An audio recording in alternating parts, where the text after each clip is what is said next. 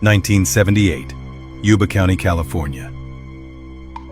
February 24th began like any other night for 5 friends from Yuba City. They were known around town as the Boys: Bill Sterling, Jack Madruga, Ted Weir, Jack Hewitt, and Gary Mathias. They were close, quiet.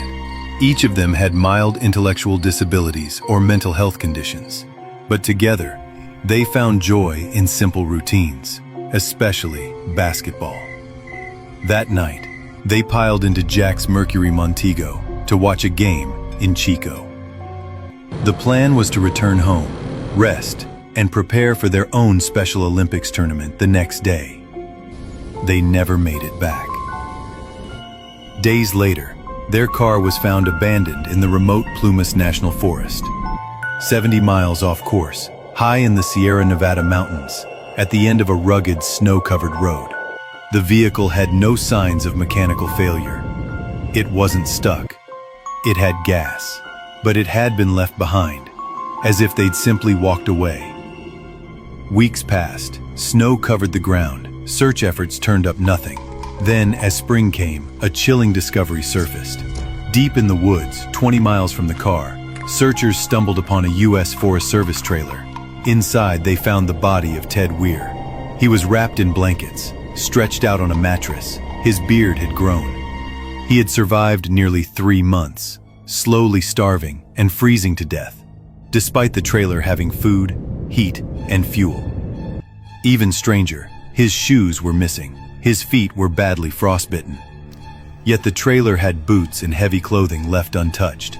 On a table sat a flashlight, never used. Canned rations were still sealed, and a gold watch, not belonging to any of the 5 men, was left beside the bed. Nearby, the remains of Jack Hewitt and Bill Sterling were found scattered in the woods. Jack Madruga's body was located shortly after, partially eaten by animals. The 5th man, Gary Mathias, was never found. Only his shoes were discovered inside the trailer, sitting next to Weir's bed, as if he had been there, and then left. None of it made sense. Why would they abandon a working car? Why walk into deep snow without jackets? Why pass by several ranger cabins with food and supplies, only to freeze inside one and never use what was there? And then came the whispers.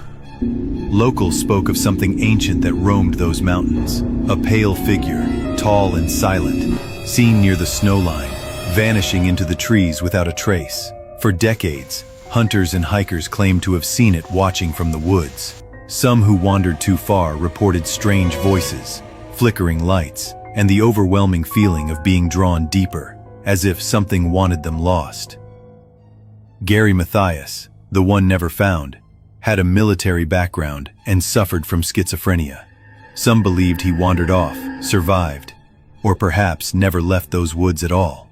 But those who knew the area insisted something else was out there, something watching. The official story was never fully written.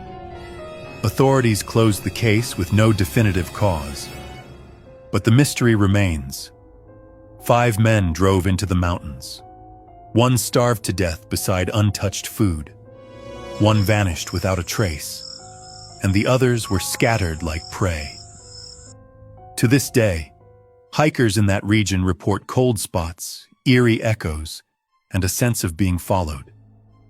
Radios lose signal, tracks appear where no one's walked, and when the wind howls through the trees, some swear they hear footsteps crunching snow behind them.